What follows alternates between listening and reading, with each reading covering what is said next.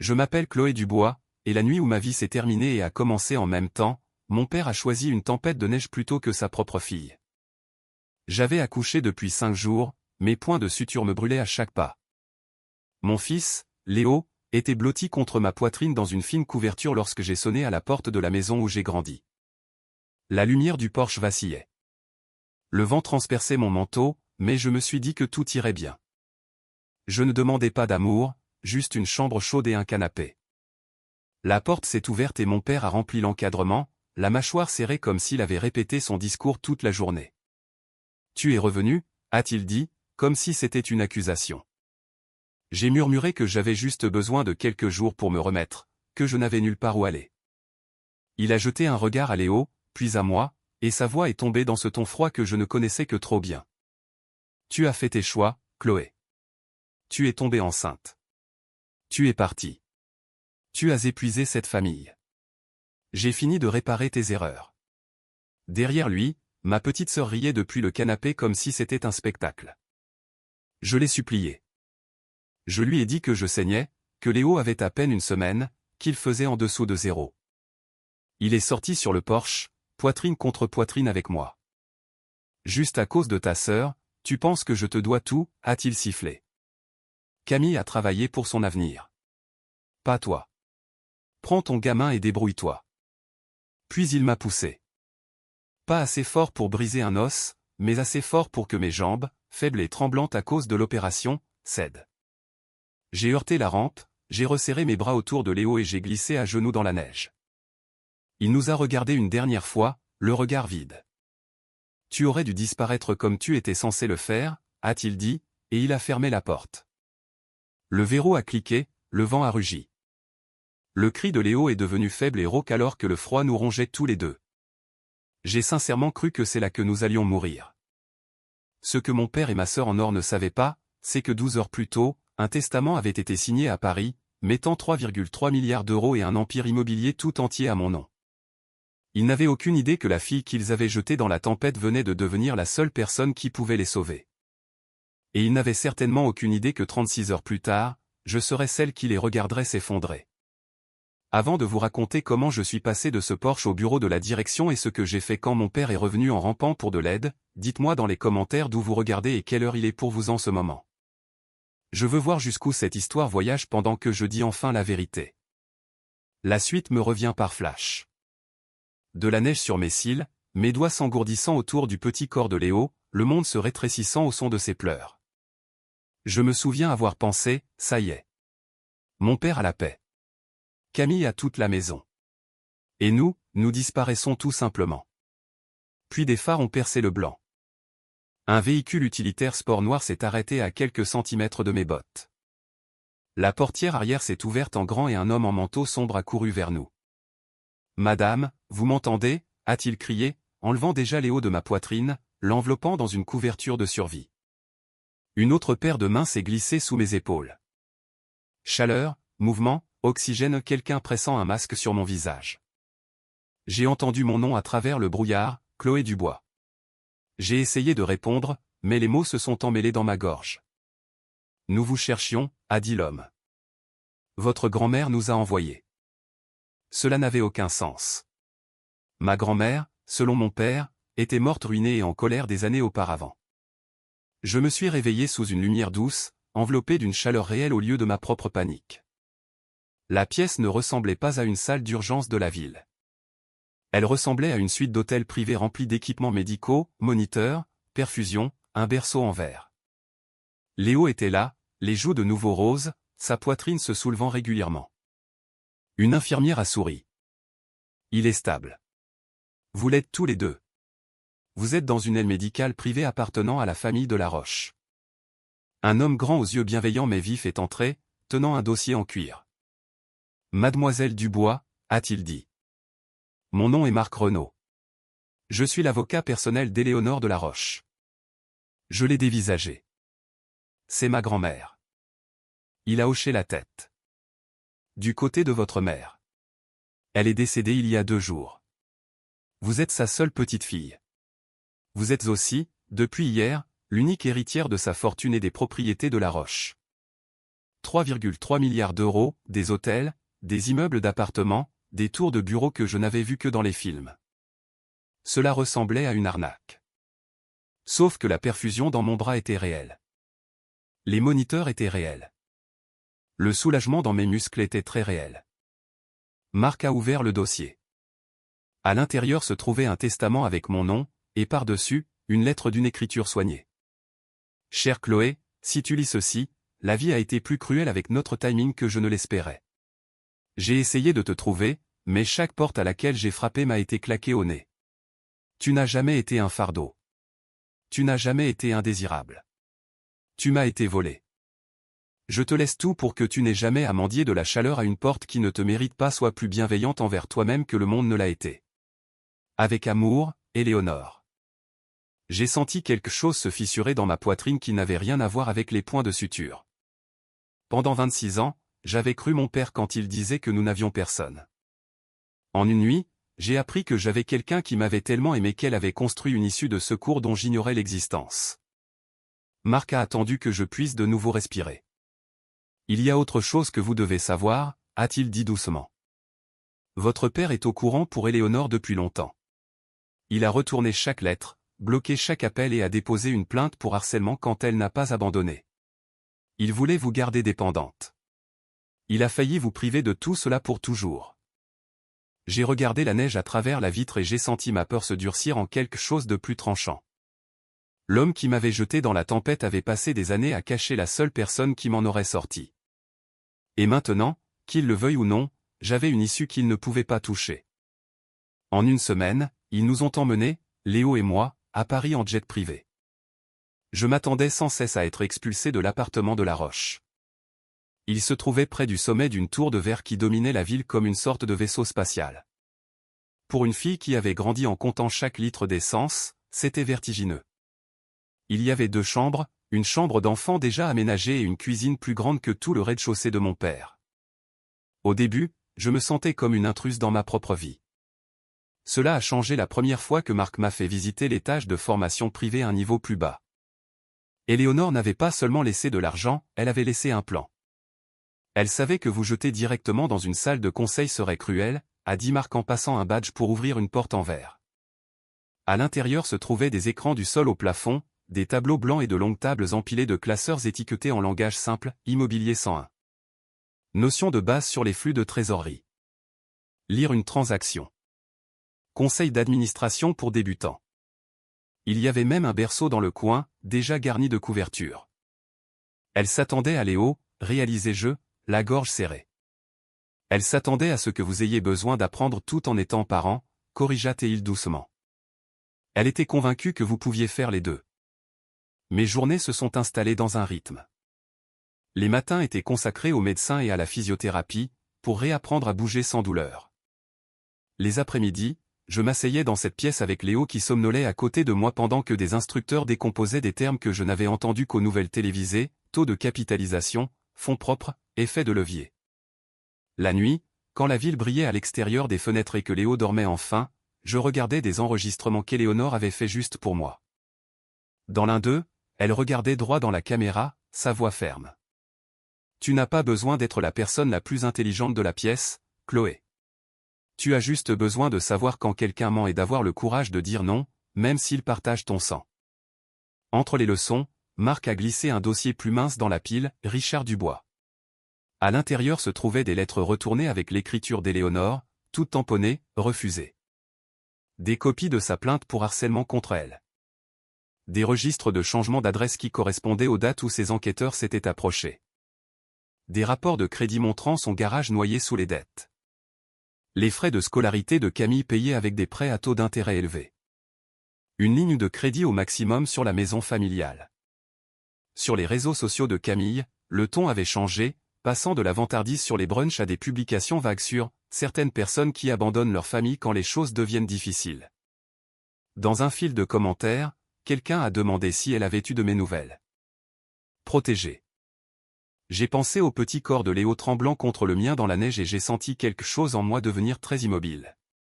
Pendant des années, la version de la réalité de mon père avait été la seule que je connaissais.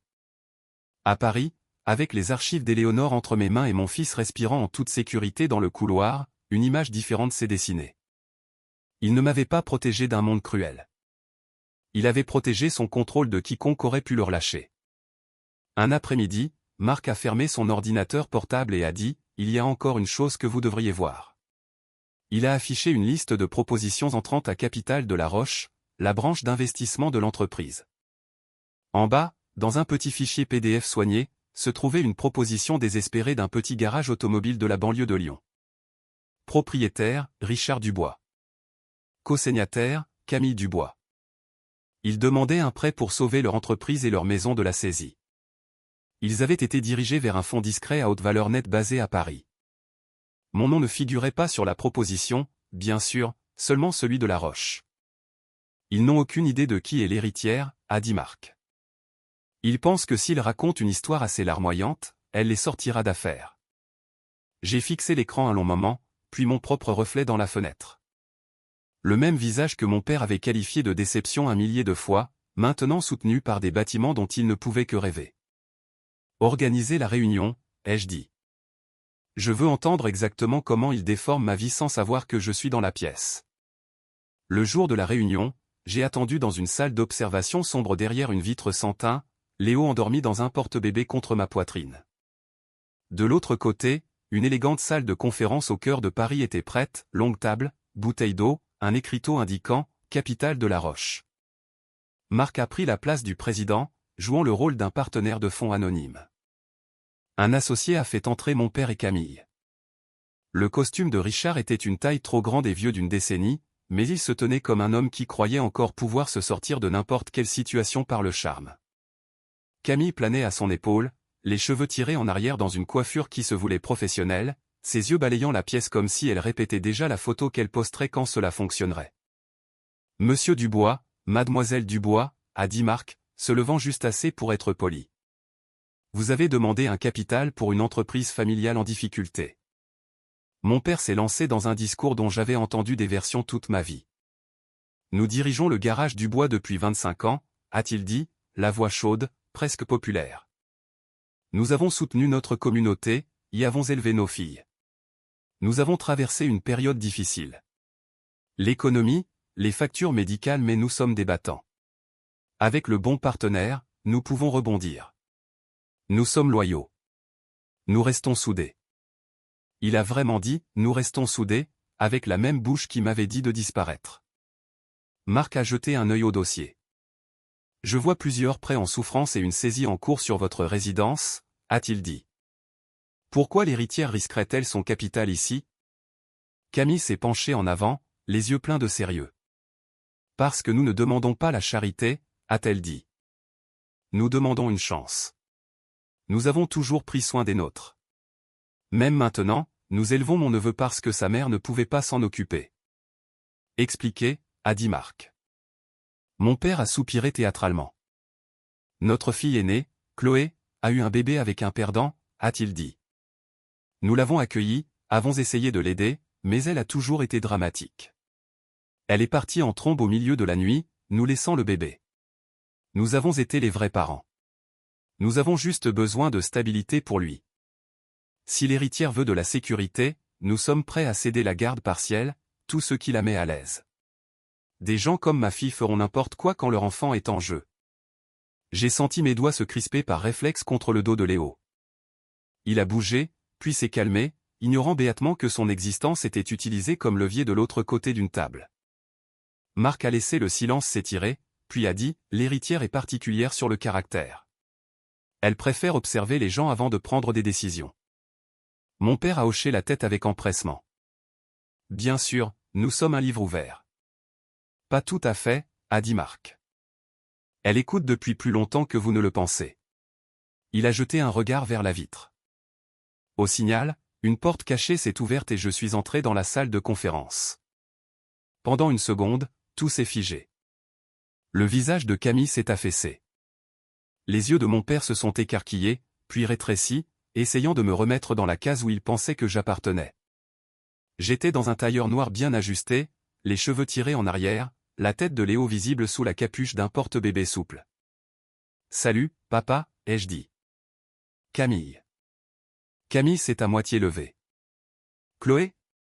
Nous pensions tu n'as jamais appelé. Nous étions inquiets. J'ai levé une main. Vous étiez assez inquiet pour demander la garde et me qualifier d'instable, ai-je dit.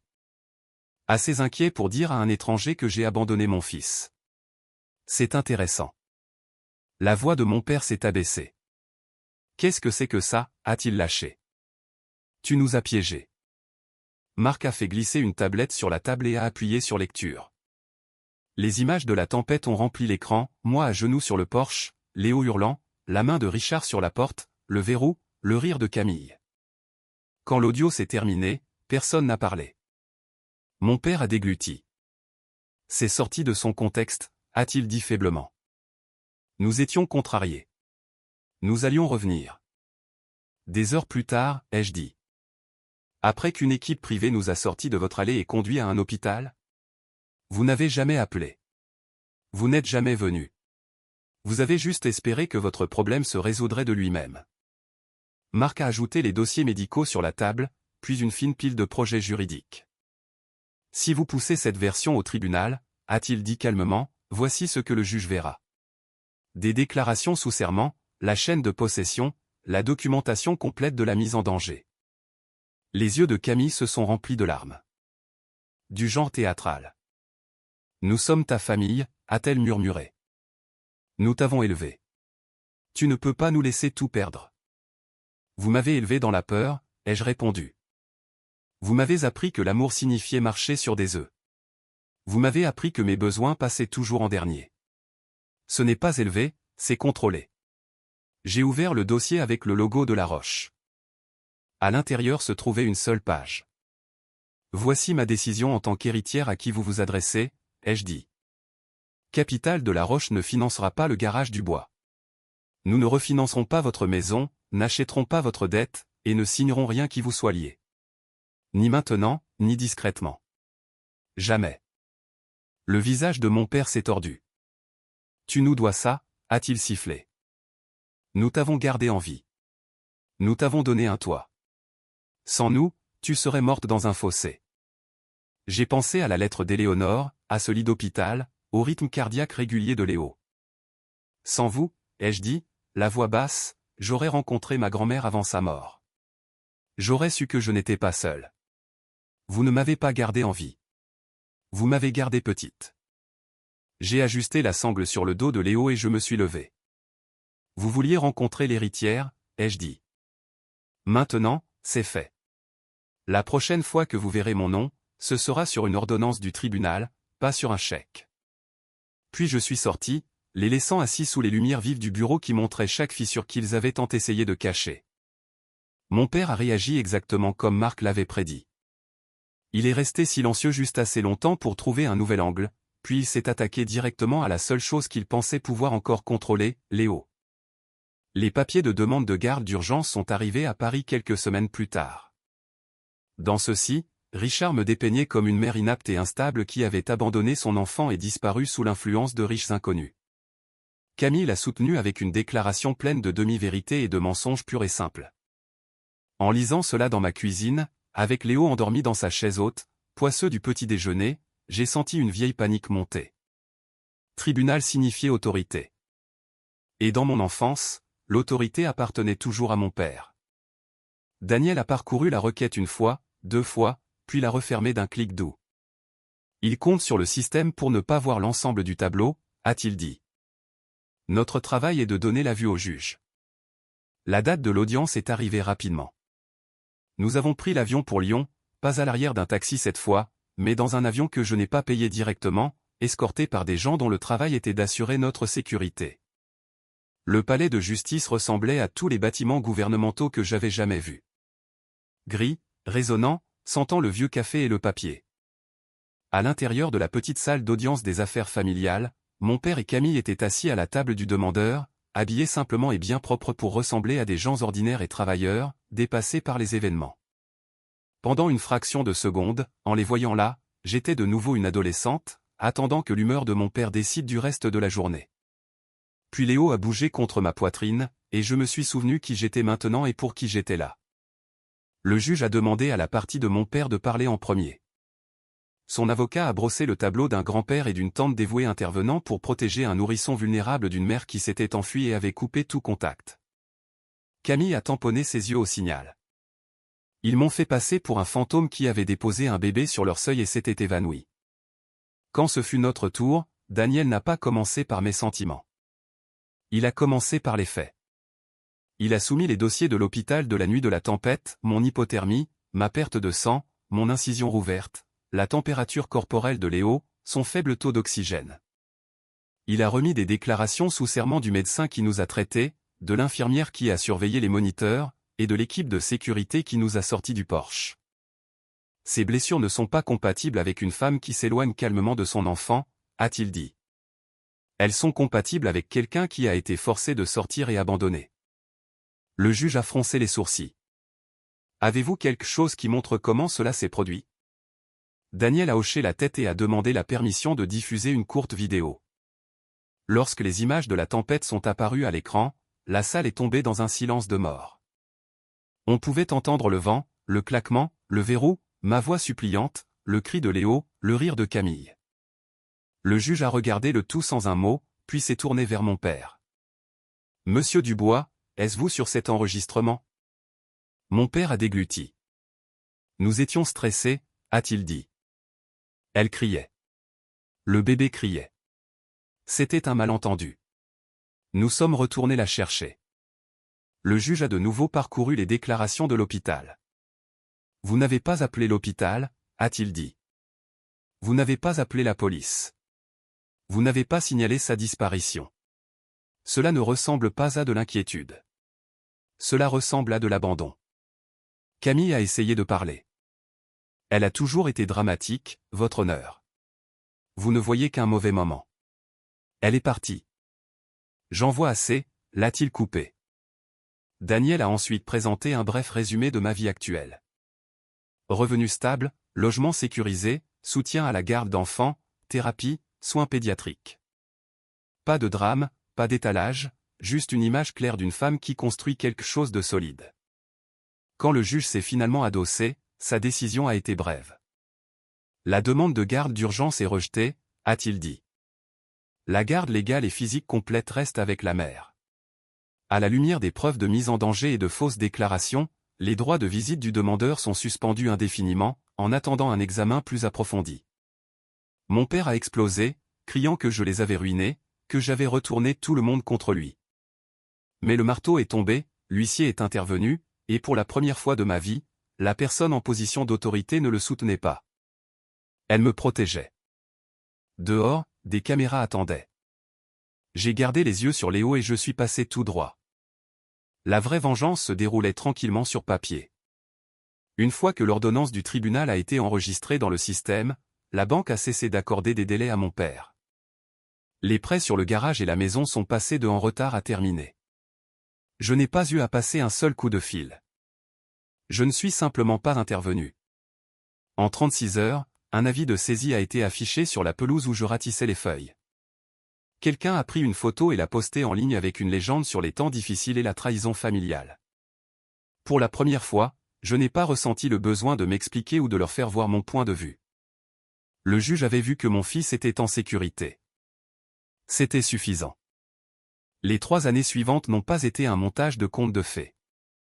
Elles ont été du travail, plus dur que tout ce que j'avais fait dans ma vie, mais c'était le genre de difficulté qui construit au lieu de briser. J'ai terminé le programme de leadership de La Roche, suivi des chefs de division, survécu à ma première réunion de conseil d'administration brutale, et finalement pris le poste de présidente directrice générale que ma grand-mère avait prévu dans son testament.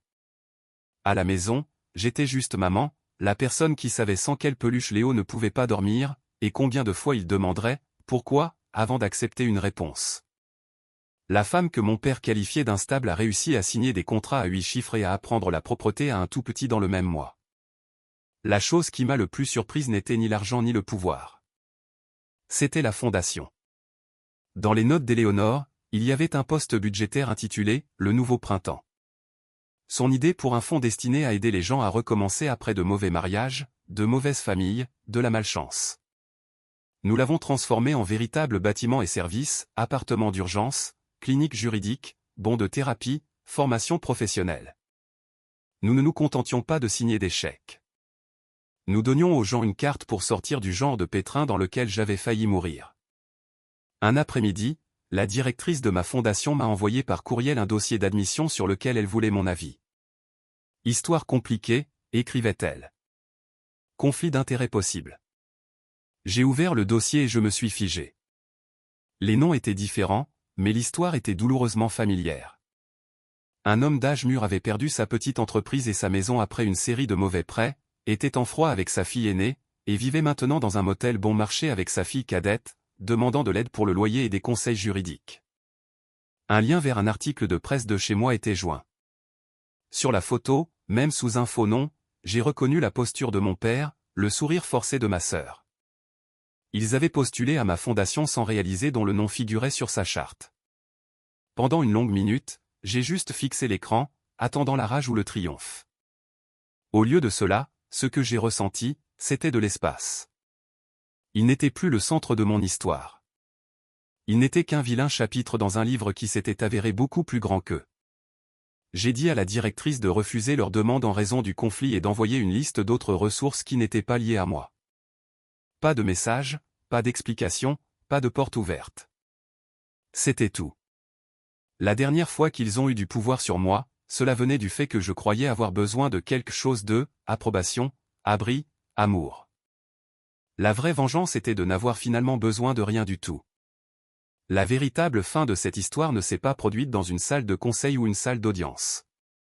Elle s'est produite dans de petits moments ordinaires qui auraient semblé impossibles à la fille sur le porche, s'asseoir par terre pour construire des tours de blocs avec Léo dans un salon où personne ne criait jamais. Signer un bail pour une jeune maman dans un appartement du nouveau printemps et regarder ses mains trembler de soulagement en tenant les clés. Dire non quand un parent a essayé de me culpabiliser pour que je renoue avec mon père pour tourner la page, et réaliser que j'avais déjà tourné toute la page dont j'avais besoin. Si vous enlevez le titre à 1 milliard d'euros et le drame judiciaire, ce qui reste de mon histoire est simple. Une fille a grandi en croyant que sa valeur dépendait du bonheur d'un seul homme. Quand elle a cessé de jouer ce rôle, il l'a jetée dans une tempête. Elle n'y est pas morte. Elle en est sortie et a construit une vie où personne ne peut plus décider de sa valeur. La chose la plus importante que j'ai apprise, et celle que je veux que vous entendiez si vous êtes resté avec moi jusqu'ici, c'est que les opinions des autres sur vous et même celles des gens qui vous ont élevé ne sont pas des faits. On peut vous dire que vous êtes paresseuse, dramatique, ingrate tant de fois que vous commencez à vous le répéter. Mais la répétition n'est pas la vérité. Regardez les preuves de la façon dont vous vous présentez dans votre propre vie. Regardez ce que vous avez survécu. C'est ça, qui vous êtes. La deuxième leçon est que partir n'est pas une trahison lorsque rester signifie s'effacer lentement. On nous apprend que la famille, c'est tout, mais personne ne termine la phrase. La famille, c'est tout quand elle est sûre, quand elle est bienveillante. Quand elle est prête à regarder ses propres blessures. Quand elle vous enferme dehors et vous traite de fou pour avoir frappé. Ce n'est pas une famille. C'est une cage. S'en éloigner n'est pas de la cruauté. C'est du respect de soi. Parfois, la chose la plus aimante que vous puissiez faire pour votre futur vous et vos enfants, si vous en avez, est d'arrêter de donner aux gens des chances infinies de vous blesser. La troisième leçon est celle que j'aurais aimé que quelqu'un me murmure à l'oreille sur ce porche. Vous n'avez pas besoin d'être riche ou parfait ou réparé pour mériter la sécurité. Je n'ai pas gagné la protection au moment où je suis devenue héritière, j'en étais digne en saignant dans la neige avec un bébé de 5 jours dans les bras. Si vous écoutez ceci dans votre propre version de cette tempête, peut-être que ce n'est pas de la neige et des portes verrouillées, peut-être que c'est une critique constante, le traitement silencieux. La manipulation avec l'argent ou la culpabilité, je ne vais pas mentir et dire que partir est facile. C'est terrifiant. C'est désordonné. Cela ne répare pas tout du jour au lendemain. Mais vous avez le droit d'imaginer une vie où vous ne vous excusez pas d'exister. Vous avez le droit de chercher de l'aide, de faire un plan, de vous choisir. Même si les gens autour de vous appellent ça de l'égoïsme, le secret que personne ne m'a dit est que la guérison ne consiste pas à effacer le passé. Il s'agit de construire quelque chose de si solide dans le présent que le passé ne peut plus vous y ramener. Maintenant, quand je borde Léo dans un appartement que nous avons payé avec un travail dont je suis fier, quand je traverse un refuge du nouveau printemps et que je vois quelqu'un signer son premier bail, je sens le vieux froid dans mon dos. Mais il ne me possède pas. C'est juste un rappel du chemin que j'ai parcouru. Si mon histoire a éclairé même une petite partie de vous qui sait que vous méritez mieux, ne l'ignorez pas. Parlez à quelqu'un en qui vous avez confiance. Écrivez votre propre plan. Et si vous voulez plus d'histoires sur des gens qui refusent de rester brisés, cliquez sur « J'aime ». Partagez ceci avec un ami qui pourrait en avoir besoin.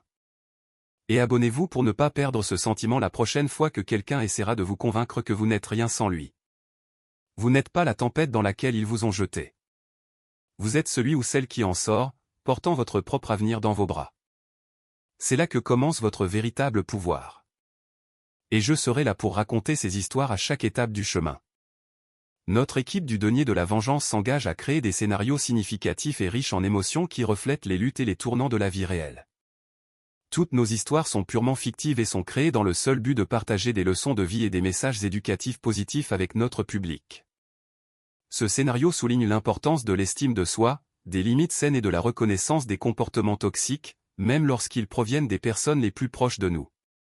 Il encourage les spectateurs à rechercher la sécurité, le soutien et la croissance personnelle au lieu d'accepter silencieusement le mal. À travers le parcours de Chloé, de la douleur à l'autonomisation, l'histoire enseigne en douceur la résilience, la pensée critique et le courage de reconstruire une vie meilleure.